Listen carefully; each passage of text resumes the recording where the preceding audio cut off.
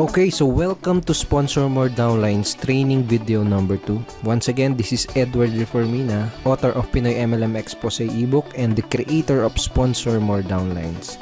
Again, thank you so much for watching our last video, yung ating training video 1. And maraming salamat din sa mga nag-like and sa mga nag-comments, maraming salamat din. And dun sa mga nag-post ng mga question sa comment box sa baba, maraming salamat din sa inyo. And hindi ko pa nasasagot lahat ng mga tanong, pero I will try my best na sagutin lahat yung mga questions nyo. Once again, in this 3-part video training series, ituturo ko sa iyo yung mga secret sponsoring strategies na nadiskubre at natutunan ko na tumutulong sa akin para makapag-sponsor ng up to 23 direct downlines every single month. Ang pinaka-goal ko sa training series na to is ma-share sa iyo at maituro sa iyo yung ilan sa mga sponsoring strategies na yun, and hopefully is magamit mo din siya sa business na ginagawa mo ngayon para makuha mo yung mga resulta na gusto mong makuha.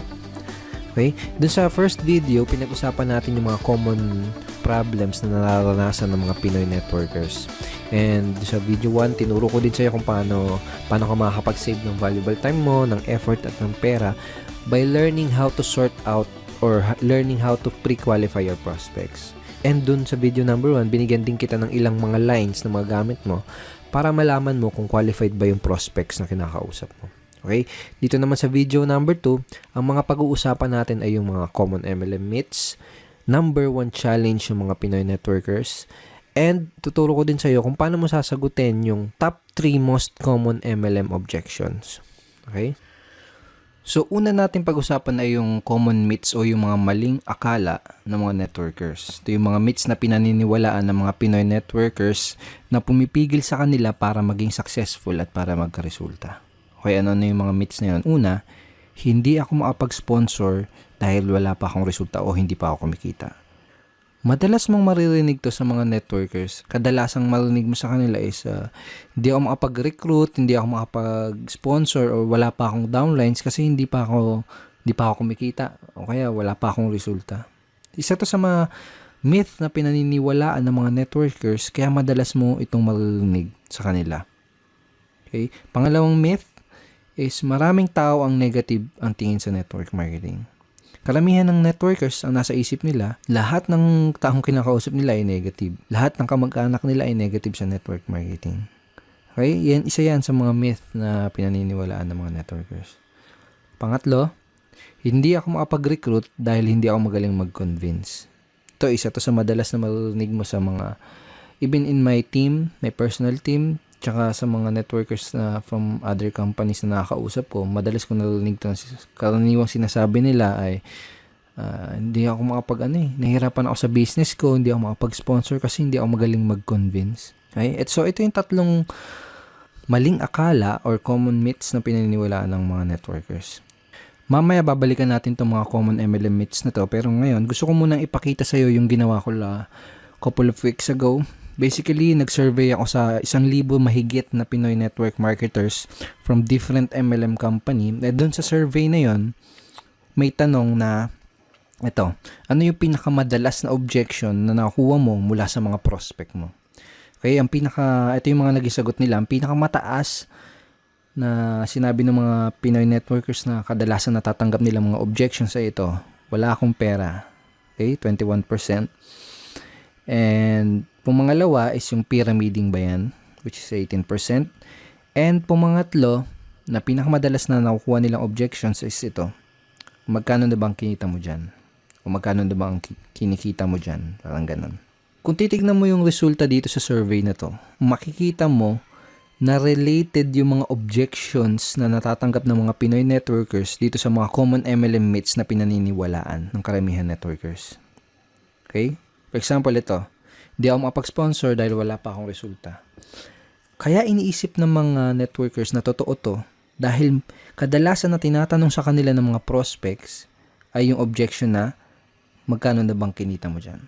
Pwedeng ganito yung nangyari. May prospect kang kinakausap, in-explain mo sa kanya yung opportunity o kaya dinala mo siya sa opisina niyo para panoorin yung BOM.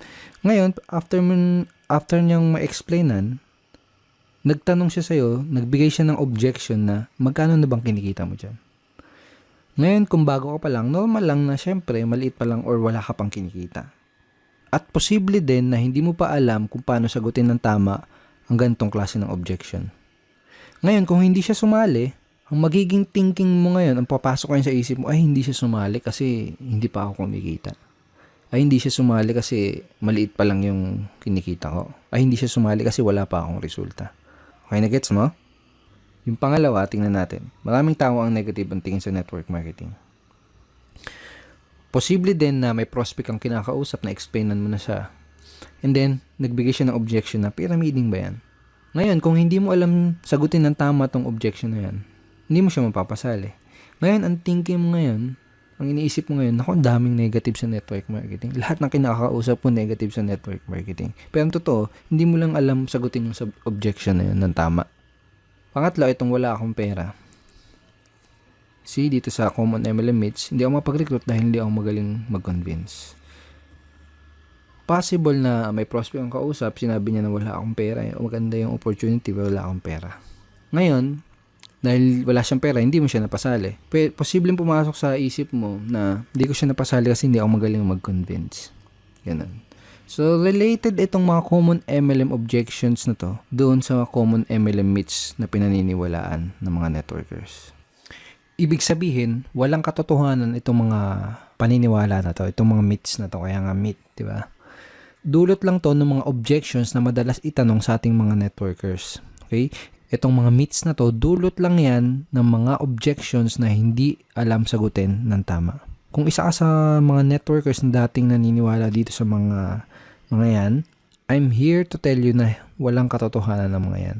Ang kailangan mo lang gawin ay alamin kung paano sasagutin yung mga objections na nagdudulot nitong mga maling paniniwala na to. Number 1 challenge ng mga networkers ay yung mga prospect objections. So, sa mga challenge nila ay yung mga objections na binabato at binibigay sa kanila ng mga prospects na kinakausap nila. Dahil sa mga objection na yun, kadalasan nagkakaroon sila ng maling paniniwala, nagkakaroon sila ng maling beliefs about sa network marketing business nila. Ang solusyon para ma-solve yung challenge na yun is to master handling objections. So, bakit ba natin kailangan ma-master ang pag-handle ng mga objections? Kung gusto mo talagang mamaster ang pag-sponsor o pag-recruit, kailangan mong mamaster ang pag-handle ng lahat ng mga common MLM objections. Period. Napakadaming networkers kasi ang nagfe-fail dahil hindi nila alam kung paano mag-handle ng mga common objections. At ang masama pa, madaming mga networkers ang walang idea kung paano i-handle ang mga objections ng kanilang prospects. Ganito kasi yan, kahit gaano pa kaganda ang pag-present mo ng business mo, okay, kahit gaano pa kaganda yung pag-present mo ng product mo, lahat ng prospect, kahit interesado na yan, sigurado ay may katanungan at objections pa din yan bago siya magkaroon ng final na decision. Normal lang kasi talaga yon. Pero itong masakit. Kapag hindi mo nasagot ng tama ang mga questions at objections ng mga prospects mo, hindi mo pa din sila mapapasali. Tanongin kita, nangyari na ba sa iyo yung may prospect ang kausap, tapos sigurado ka na sasali siya. Okay? Pero hindi naman nag-join pagkatapos mo ma-explainan. Usually, nangyayari yung ganun dahil sa mga objection na hindi nasasagot ng tama. Ito yung mga dahilan kung bakit kailangan mong mamaster ang pagsagot sa lahat ng mga common MLM objections. So, ang goal ko sa video na to is tulungan ka at ituro sa'yo kung paano mo sasagutin itong top 3 common MLM objections. Itong pinag-usapan natin kanina, itong result dun sa sa survey na ginawa ko sa mahigit 1,000 networkers na pinakamadalas na natatanggap nilang objections. Itong wala akong pera, pyramiding ba yan, at magkano bang kinita? Magkano na bang kinikita mo? Or magkano na bang kinita mo? I created a training ebook for my team, and ang title ng ebook na yan is Objection Crusher. Objection Crusher. Paano mo dudurugin yung mga objection na matatanggap mo? Parang ganun yung konsepto. So basically, ipapakita ko sa iyo yung mga tinuro ko dito sa loob ng ebook na to kung paano sasagutin itong top 3 common MLM objections na to. Okay, ngayon andito tayo ngayon sa loob ng mismong Objection Crusher training ebook. So ito yung mismong loob ng ebook. And ito yung listahan ng mga common MLM objections na itinuro ko kung paano sagutin ng tama dito sa ebook na to. Kasama sa list itong Kasama sa list ng mga common MLM objections ay ito, magkano bang kinikita mo dyan? Pag-isipan ko muna, yayaman ba ako dyan? Pyramiding ba yan? Networking ba yan? Networking ba to? Mahal ng investment, wala akong pera, wala akong time, alam ko na yan, hindi ko linya yan, etc. So, ang unang ituturo ko sa'yo kung paano sagutin ng tama ay yung magkano na bang kinikita mo dyan. Alright? So, bago ko ituro sa'yo kung paano sagutin ito, kailangan mo maintindihan na karamihan ng mga prospect na nagbibigay na ganitong klaseng objections ay hindi naman talaga nila gustong malaman kung magkano yung eksaktong kinikita mo. Okay? Dahil ang tunay na dahilan ng objection na yun, ang talagang gusto nilang malaman, ang deeper reason ng objection na yun ay gusto nilang malaman kung totoo ba yung opportunity na ina-offer mo. Gusto nilang malaman kung may mga kumikita ba talaga dyan sa company mo. O baka naman nag-aksaya ka lang ng pera dyan at hindi mo nabawi yung in-invest mo dahil natatakot sila na mangyari sa kanila yung ganun. Natatakot sila na baka pag nag-invest sila ay hindi bumalik yung in-invest nila. So yun yung ilan sa mga tunay na gustong malaman ng prospect mo. Gusto nilang malaman kung totoo ba yung opportunity mo. Sa madaling salita, gusto nilang ng pruweba. Okay? Sa madaling salita, gusto nila ng social proof or proof na may kumikita doon sa opportunity mo. So, yun yung talagang gusto nilang malaman. And another thing is maraming paraan para sagutin itong objection na to. Pero itong paraan na ituturo ko sa'yo dito sa ebook na to is yung pinaka-effective based on my personal experience and in my opinion. Ito yung pinaka-effective, hindi lang effective, pinaka-cool at pinaka-relax na paraan para sagutin itong objection na to. Okay, so paano ba sasagutin itong objection na to? So for example, may kausap ka na prospect. Tinanong ka niya, magkano na bang kinita mo dyan? Ang isasagot mo, magkano ba yung gusto mong madinig para maging interesado ka? Okay? O kaya, magkano ba yung gusto mong madinig para maging interesado kang tignan yung opportunity na to? O kaya naman, magkano ba yung gusto mong madinig para ma-impress ka? Okay, sa una, kailangan ng konting lakas ng loob kung gagamitin mo tong lines na to. Kumbaga, kailangan ng konting posture. Okay? Sa una, baka medyo mailang ka pa. Kaya sa una lang yon, kapag paulit-ulit mo na siyang ginamit, medyo masasanay ka na din. Kapag sinabi mo sa prospect, wag mo din kalilimutan na mag-smile ng konti para hindi ka magmukhang maangas or hindi ka ma-misinterpret nung kinakausap mo na nagyayabang. Alright? Okay, so ang mangyayari kapag tinanong mo to sa prospect mo, magbibigay siya sa iyo ng figure or ng amount. And hindi mahalaga kung hindi mo pa kinikita yung halaga na sasagot ng prospect mo.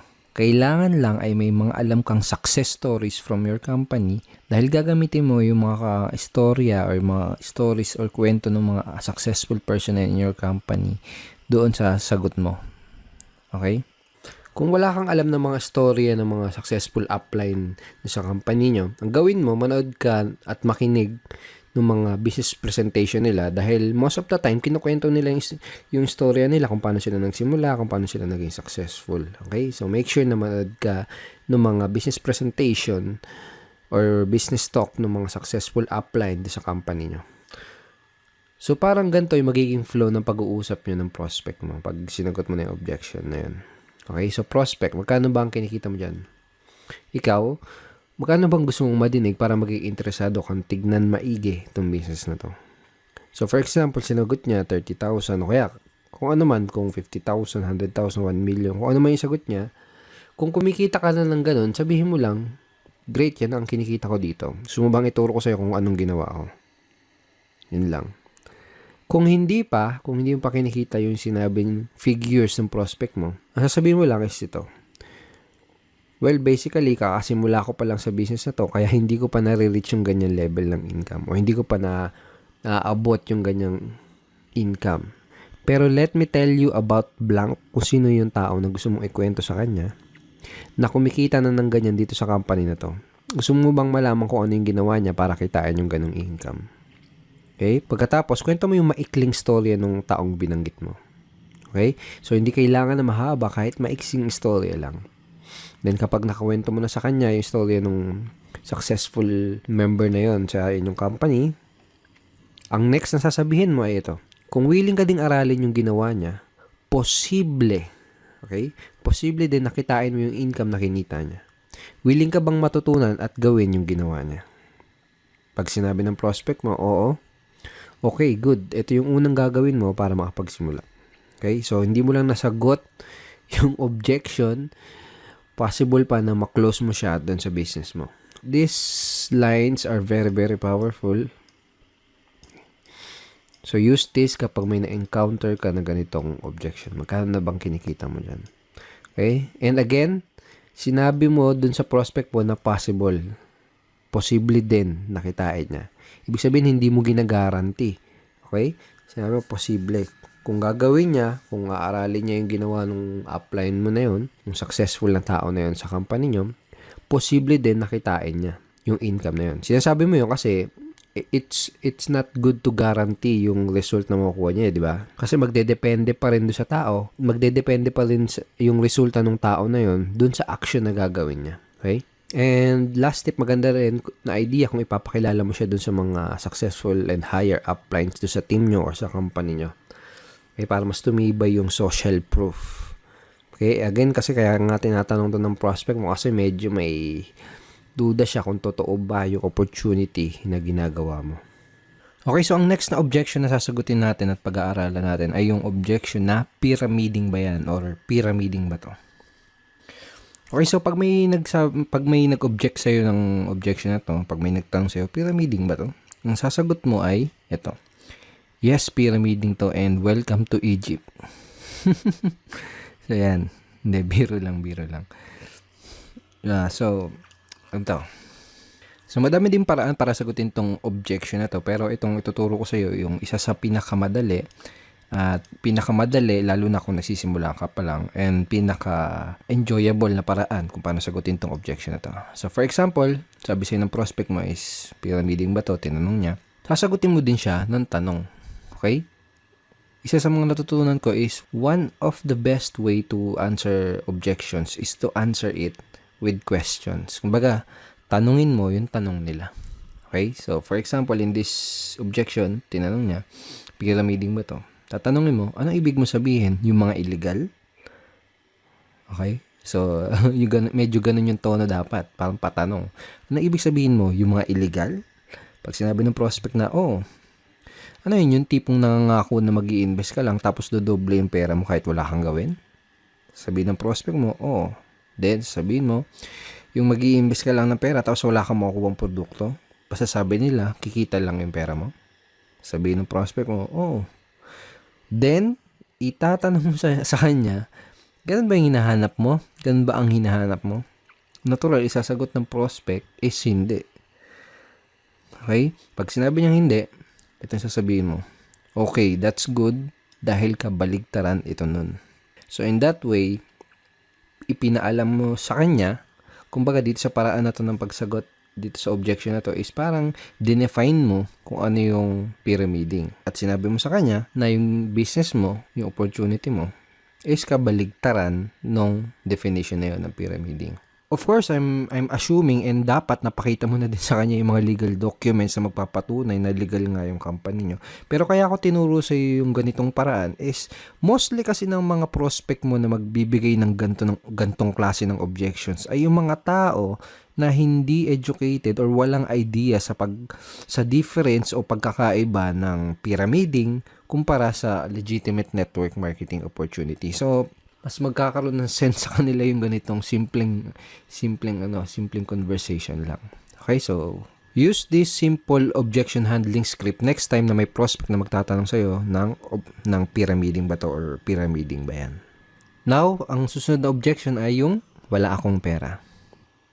Ang unang kailangan mong maintindihan ay may dalawang klase ng prospect na nagsasabi ng ganitong klaseng objection. Yung isa ay yung wala talagang pera at yung isa naman ay yung mga nagpapalusot lang. Okay?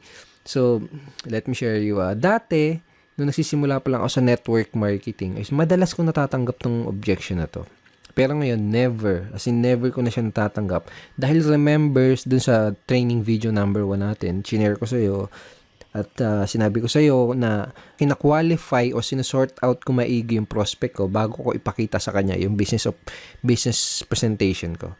Kumbaga, kung wala silang sapat na reason why, hindi ako mag-aaksaya ng panahon para ipakita pa sa kanila yung business dahil alam ko na mag-aaksaya lang ako ng oras at alam ko na magpapalusot lang sila. So, kung may nagbigay sa iyo ng ganitong klase ng objection, ang unang kailangan mong malaman is kailangan malaman mo kung nagsasabi ba sila ng totoo o kung nagpapalusot lang ba sila. So, paano mo malalaman yun? Tatanungin mo sila. Okay, tatanungin mo sila kung totoo ba na wala silang pera. So, paano mo gagawin yun? Ganito, simple lang. Pag sinabi ng prospect na wala silang pera, tatanungin mo sila, pwede bang magtanong? Tanong mo, okay lang ba sa'yo kung magtapatan tayo sa isa't isa?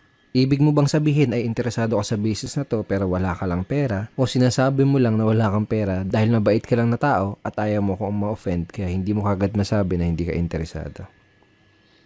Okay? So make sure to smile again. Kapag sinabi nila na hindi talaga sila interesado, just let them go. That person is not right for your business. Pwede mong sabihin na I understand, hindi naman kasi talaga para sa lahat ng business na to. Ang hinahanap lang namin ay interesado at yung talagang pwedeng matulungan na opportunity na to. And thank you for your time. Ganun lang, be professional. Okay? Hindi mo kailangan ipagpilitan yung opportunity mo dahil network marketing is a sorting business. Okay? Naghanap lang tayo ng mga tao na magiging interested dun sa ino-offer natin. Alright? So, for example, kung sinabi naman ng prospect na interesado talaga siya pero wala lang talaga siyang pera, ganito yung pwede mo sabihin sa kanya. Okay, so ganito. Unang gagawin mo is makikisimpatya ka or makikisimpatize ka dun sa situation ng prospect mo. Parang ganito. Naintindihan ko yung sitwasyon mo. Nung una ko nakita tong business na to, ganyan din yung sitwasyon ko at ganyan din yung sinabi ko. Wala akong pera. Pero na-realize ko, kung wala akong gagawin na paraan at kung wala akong gagawing bago, wala din mangyayaring bago. Kung 5 years ago sinasabi ko yung salitang wala akong pera, malamang 5 years from now ay paulit-ulit ko pa din sasabihin yung salitang wala akong pera. Kaya ang ginawa ko, gumawa ako ng paraan. Tapos, ikwento mo sa prospect mo kung ano yung ginawa mo paraan para makapag-start ng business. Well, obviously, sasabihin mo sa prospect mo to kung medyo ganito yung nangyari sa'yo bago ka magsimula ng network marketing business mo. Pero for example, kung hindi ganito yung situation mo na nag-start ka ng network marketing, pwede mong gamitin or pwede mong i-leverage yung mga istorya ng mga ibang members sa team nyo or ibang members sa company nyo. For example, ganito. Naiintindihan ko ang sitwasyon mo. Maraming tao ang ganyan din ang sitwasyon nung una nilang nakita tong business na to. Sinabi din nila na wala silang pera. Pero na-realize nila, kung wala silang gagawin na paraan at kung wala silang gagawin bago, wala din mangyayari sa kanilang bago. Kung 5 years ago, sinasabi nila na wala silang pera, malamang 5 years from now, paulit-ulit pa din nila sasabihin yung salitang wala silang pera. Kaya ang ginawa nila, gumawa sila ng paraan. Pagkatapos, ikwento mo yung storya ng other members from your team or members from your company. Okay? Pagkatapos mo nang ikwento yung ginawa mong paraan or yung ginawang paraan ng ibang member sa team nyo, ito yung next na sasabihin mo sa kanya. Ito yung gusto kong itanong sa'yo. Gusto mo ba na habang buhay mo nalang sasabihin yung salita na yan? Wala akong pera. Okay, di isasagot sa'yo ng prospect mo. Syempre hindi. Diba? Then, tatanong mo sa kanya, ano yung pwede mong gawin na paraan? Okay? So, siya na mismo magsasabi sa'yo ng paraan na pwede niya gawin para makapag-start ng business. So, simple lang, di ba? Kayang-kayang i-apply. Okay? So, use this scripts, use this way of handling objection next time na may magsasabi sa'yo ng objection na wala silang pera. Of course, kailangan mo practicein yan. Sa unang bagsak mo, sa unang best mong gagamitin yan, medyo magkakamali-mali ka pa. Okay? It takes practice. Natural lang yun. Sa unang magkakamali ka. But use it ng paulit-ulit para masanay ka and na ma-internalize mo yung pinaka-approach or yung strategy. So, thank you so much for watching our training video number 2. I hope madami kang natutunan at I hope ma-apply mo kagad itong mga bago mong nalalaman sa business mo. Okay? At may isa pa akong good news sa'yo. May ginawa akong free PDF script na pwede mong i-download Okay? Yung download button is nasa baba ng video na to. So, download mo yan. Basically, nakalagay din sa PDF script na yan yung mga objection handling script na pinag-aralan natin dito sa video training number 2. So, download mo yan para ma-review mo palagi yung mga tinuro ko sa yung bago. Sa next training video natin, sa training video number 3, ang mga pag-uusapan natin na ito. Pag-usapan natin yung most important skill na kailangan mong matutunan as a network marketer or MLMer and a direct seller. At yun ay ang closing skill. Okay? And ituturo ko din sa iyo, bibigay ko sa iyo yung super effective closing line na ginagamit ko to sponsor up to 4 downlines in one day. Okay? So, matagal ko na ginagamit tong closing line na to and it's very, very effective and very, very powerful. So, don't forget to check your email for our training video number 3. Papadala ko tong training video number 3 sa email mo sa isang araw. Okay? Papadala ko yung link ng training video number 3 sa isang araw. Alright? At kung hindi mo pa nakiklik yung like button sa baba ng video na to, please click like and wag mo din kakalimutan na mag-comment at kung may katanungan ka, kung may any questions ka, i-post mo lang dun sa comment box below this video and I will try my best na sagutin yan personally. Alright? Once again, Edward Reformina here and thank you so much and see you in our training video number 3. Bye-bye.